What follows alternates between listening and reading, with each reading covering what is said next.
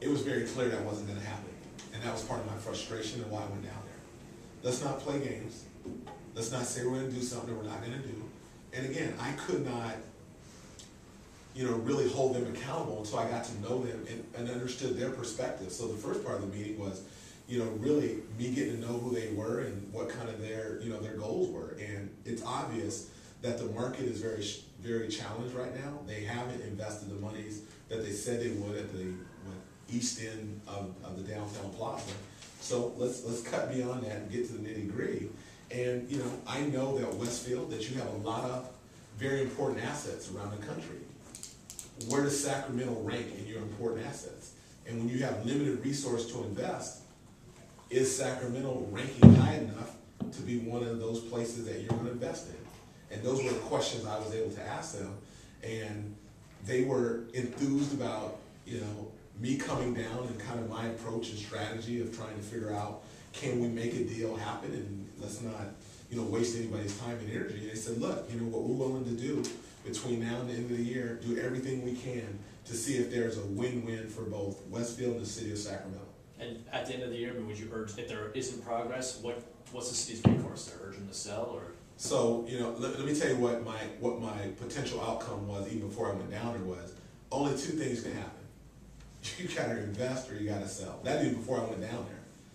And I said that very clearly. And what they said to that, I was okay, let's see if we can come up with something that makes sense for Westfield and the city, a collective vision where we all know what we're going to do around Westfield. Let's see if we can create a win-win for both. And if not, the inevitable is there. That inevitable is we can't have you holding our downtown revitalization efforts hostage. We can't have that be the case. And they said to me, quite frankly, we don't want to do that. We don't want to be obstructionists. We don't want to get in the way. So we want to see if we can partner and make something happen. If not, then we'll have to have the alternative conversations and discuss those regardless of what they may be. Mayor, you mentioned the homeless population problem. Obviously, there's an issue going on right now on 13th Street and the 220 13th Street with his neighbor. What's in your mind? I mean, obviously, there's some violation to the law, city code. So for me, this is something, if you go back since March, we put a task force together to really deal with the homeless population, those who were camped illegally along the river. And we were able to relocate 100 and some odd people who lived along the river without any law enforcement incident. And I think that was very important. We found shelter for everybody out there, and everybody did not choose to go, but we found shelter. Once that task force ended and that project and relocation efforts came to a conclusion, we then realized that we needed a much more comprehensive effort to deal with the homeless population. And it needs to be regional, it needs to be a public-private partnership. Those are all the things that we know we need to do to create a comprehensive strategy in our city and region. One key part of that strategy is, what do we do with those who want a safe ground? What do we do with those who want a tent city, who do not want to go into shelter or have permanent housing? And that's what is going on right now. So I had one of the Harvard fellows do he created a small committee, and they met over 8 weeks, and they talked about whether or not Sacramento was ready to have a safe ground that would be sanctioned legal for those who do not or are not ready to go into shelter. And that preliminary analysis was completed about a week ago, and we're continuing to try to finish that as quickly as possible. There's still some other questions that we need to address and find answers to. I think right now that we have to be empathetic to those who are camping out, all around Sacramento, but we're trying to work as quickly as we can to find a solution and create an environment to let the city of Sacramento start talking about whether or not we want to have a place, a designated place for a safe ground in Sacramento. That's what we're trying to build toward. Yeah, that's what I'm gonna get to your question. That's what we're trying to build toward, and I think that dialogue is going to be ongoing. I'm trying to get a conclusion and bring forward the recommendations and the goal and get it before council as quickly as we can. In the meantime, you're going to have what we're having right now on C Street between 12th and 13th. You have people that don't have a place to stay. There's a landowner who has property and said, hey, you can camp out here and you can do it. And this person, Mark Marin, who is a huge advocate for the homeless population and has went to bat for them on many occasions, felt that this is the place that they should be. You know, my perspective is, number one, we have to be empathetic for those who do not have a home, number one. Number two, I think it's very important that we've got to realize that that is illegal. If anybody who camps out there for longer than a day, that's illegal. And I do not want their efforts to become a distraction or somehow diminish our ability to bring forth to the public a viable option for a safe ground.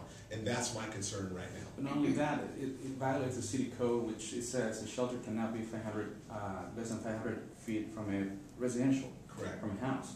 So there's two violations. Yeah, so it's illegal on more than one, from more than one ordinance standpoint. And again, I don't think that's the answer. And I think that I haven't been briefed by the chief of police today or the city manager, but I know they're meeting and trying to figure out, you know, what to do. Again, so we have to strike that balance of tough love. We have to be empathetic. We're working toward a longer-term solution. This is an immediate challenge that we have as a city of Sacramento, and I'm not excited about allowing things to go on a regular basis if we don't have some alternative. And maybe what we need to come up with is a short-term solution and alternative until we can bring forth potentially the safe ground recommendation that we will. Mr. Mayor, you mentioned that the council tonight will take up the city attorney's report about some legal issues raised with the Strong Air Initiative. The city attorney's report suggests that these might be challenged in court, perhaps successfully. How serious do you see these issues, and if you see them as serious, do you think we need a remedy, and what would that be? Yeah, I know. So let me say a couple things. Number one, I don't think these issues are serious. Number one, I think that, you know, the Sacramentans for Accountable Government and that team of people have looked at this. They have very strong ideas on what can happen on District 9 or the 9th District in terms of that. So I think that dialogue will be ongoing. I think, as you know, lawyers can tell you two sides of things on a regular basis. So I feel that that will not be an issue. It won't impede the efforts, I don't believe, from any respect. And then secondly, I have not read the report. As of last night, that report had not been posted or given to council members or the mayor. So, I would like the city attorney, when these kind of issues come forward, to give us more advance notice. Let's look at these on Thursday and Friday of the week before, like we do most reports, if at all possible. And there are cases where it just takes time to finish your ultimate recommendation and posting. But I think it puts us all in a difficult situation when you're talking about some legal ramifications and you don't have a whole lot of advance notice to review it. I would love to address those a little more deeply here today, but I haven't read the report. One of the issues that it raises is it says it creates a gray area, some legal ambiguity about who would have the power to sign contracts on behalf of the city, who would negotiate labor contracts. Under your reading of the Strong Mayor Initiative, would the mayor have those powers or someone else? No, I think that, again, I gotta go back. I have not read a report, so I'm saying it and probably shouldn't comment until I really read it. But there was some notion of the residual powers being gray area in general. And I can assure you, the intent of the charter was never for the mayor to be able to do 101 things. That was not the goal. So that's just one person's interpretation. Somebody else can interpret it an entirely different way. I know the charter was very clear that the contracts would be signed by the city manager, or a new title, the city administrator, for the city of Sacramento. So again, I think you can always paint 25 possible scenarios that can happen, but at the end of the day, I don't think they're going to be warranted. And you think if somebody takes this to court, I think the process is it would have to pass before any legal action can begin. Am I correct? I don't.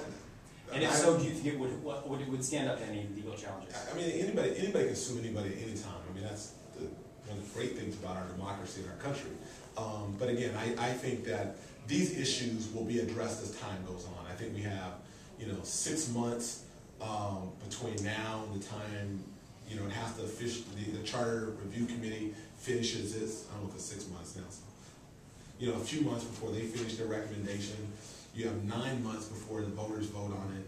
I think a lot of these issues that are somewhat unclear will become much clearer to people, and I don't think there'll be issues in the final analysis. I do think the charter we're putting forward is a very strong proposal. I think the voters of Sacramento are looking favorably on it, and I'm looking forward to engaging them over the next 8-9 months. Assuming it passes and someone wants to legally challenge it, I'm sure people can do it, but I'm very confident that it will stand any legal challenges that come